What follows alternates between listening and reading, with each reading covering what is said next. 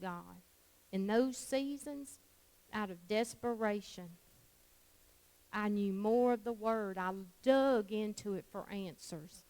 I would get on my knees going through teenage years with my children.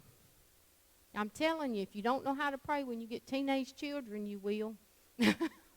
You'll get on your knees. But I did. I learned to get on my knees, and I had read in the Pentecostal Evangel that the Assemblies of God used to have, and there was a story, and I used to keep them, and I had picked up one of the old ones and read it about this mother.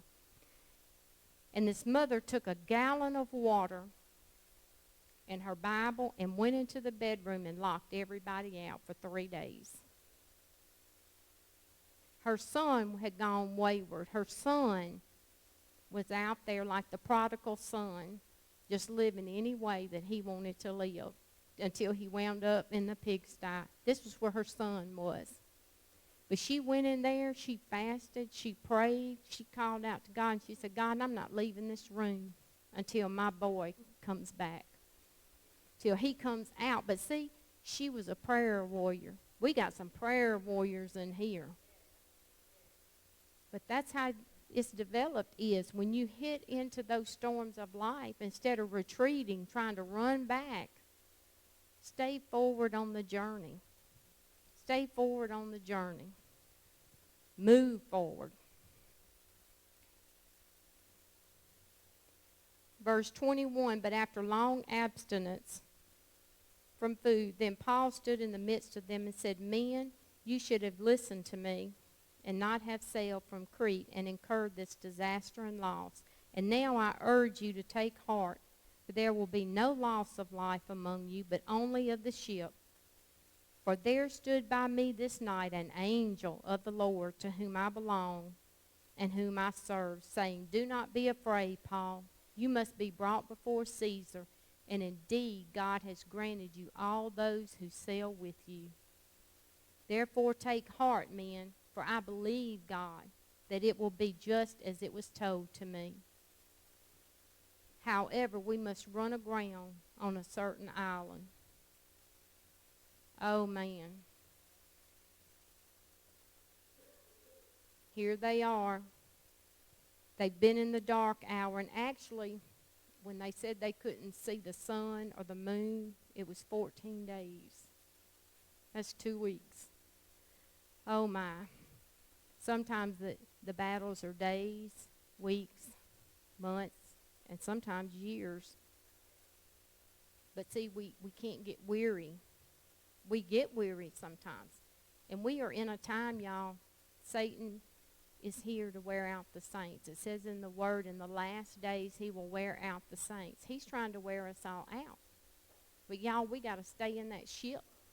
We got to grab a hold and believe. Paul told them, he said, I believe God, that it will be just as it was told to me. Do you believe God today? Just as it was told to you in the Word? Just as he's going to deliver them out of this? And in my mind, many times I thought, oh, God's going to do this, this, this, and this to deliver me. How many times do you think that God did it the way that I thought in my mind it would be done? 1, 2, 3, 4, 5. Very few times. Sometimes the blessing or whatever it was would come a totally different way. Years ago, we had our youngest daughter, Beth, was 18 months old. Mike got really sick with the rheumatoid arthritis and had to take disability for a while. And I worked, but at that time we had to sell our home. We put a trailer by my mom and dad, who are here today. And, you know, there were so many things that I didn't say to anybody else that we had need of. And it was something just like gas that I needed. I needed that gas to get to work. Then I started having car trouble, and I needed a car, another car. And of all things, Mike's employer, who had been his employer, we ran into him, and it wasn't by chance. It was God ordained. In the grocery store, where the market is now. I think it was Jitney Jungle or Winn-Dixie then, one of the places. And we saw him. He was a part owner at Day Motors. And you see, I had not said anything even to him, but I had been praying, God, I need gas money, you know. And when you're living that tight and you're like, $5 of gas at that time made a big difference, or $10 of gas.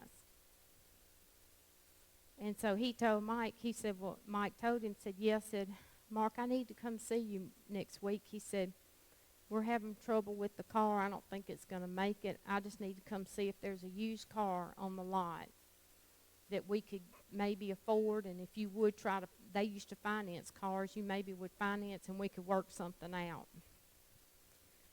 And Mark told him, he said, sure, come on in. So Monday morning he goes in, he sees Mark. They go in, talk a little while. Mark says, well, come on out here. He grabs some keys. He said, let's go on out to the lot. Well, he takes Mike over to the lot, and they go over by brand new vehicles. And Mike said, Mark, I told you I can't afford nothing like this. I just cannot. You know, our money's tight. So Mark says, well, come on, Mike, just get in this one and drive it. Mike says, okay, finally. He just kept on and on. So they drove it. Both of them got in. Mike drove it. They come back, and he got out, and he said, well, Mike, do you like it? And Mike said, yes, I do. He said, but I told you I can't afford that. And he said, that's okay. He said, well, here's the keys. And Mike said, man, I told you I can't. He said, I'm giving you the car.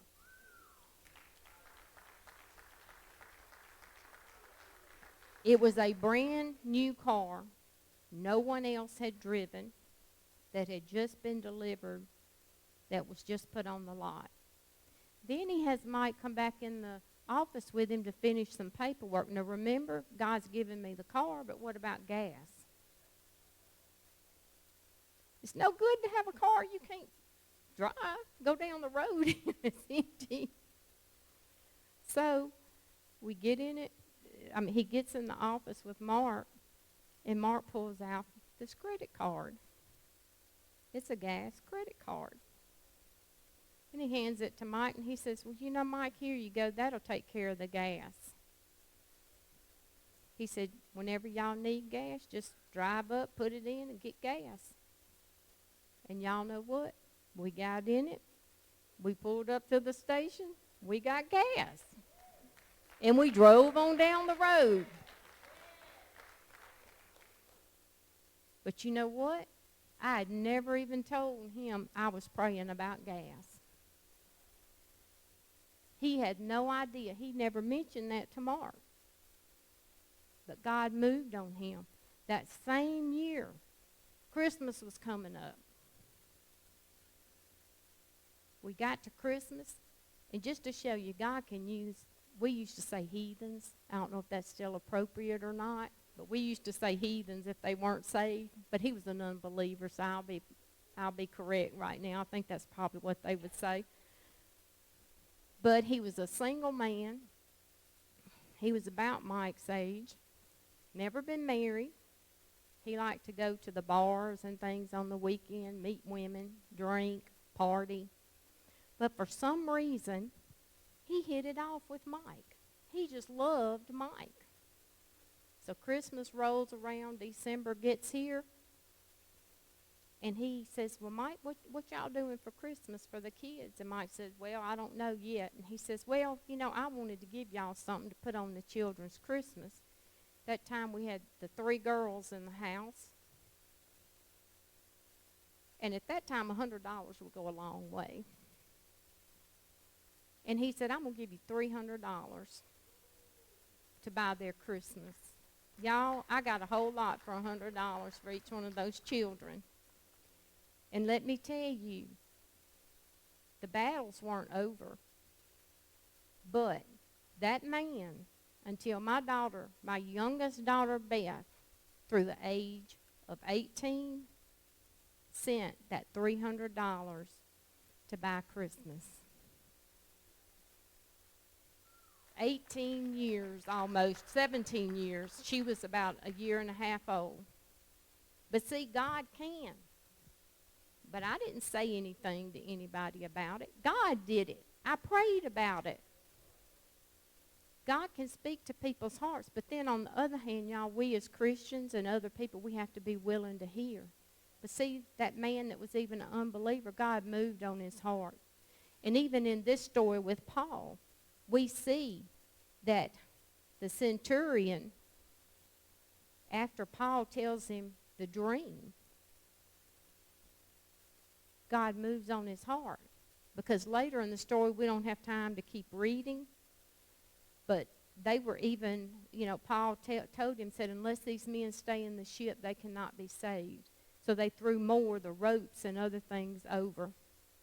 And to get to the end of the story, and we'll close here, verse 41, but striking a place where two seas met, they ran the ship aground, and the plow stuck fast and remained immovable. But the stern was being broken up by the violence of the waves. And the soldiers' plan was to kill the prisoners, lest any of them should swim away and escape. But the centurion, wanting to save Paul, kept them from their purpose and commanded that those who could swim should jump overboard first and get to land, and the rest, some on boards and some on parts of the ship. And so it was that they all escaped safely to land. Because of Paul's favor, God gave him favor with the centurion. Favor. See, God was going to save Paul, but because of Paul, they were all saved. So see, sometimes because of me, somebody might get saved. Because if we're walking with God and in that intimate place, we will have favor upon our lives.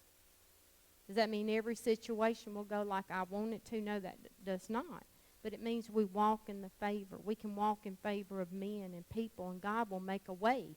The way that song said this morning when I was preparing this, I even at one point had down here that he would make a way. He was the way maker. And then they get up that they were going to have to take a chance and run up possibly onto all the oil, the rocks,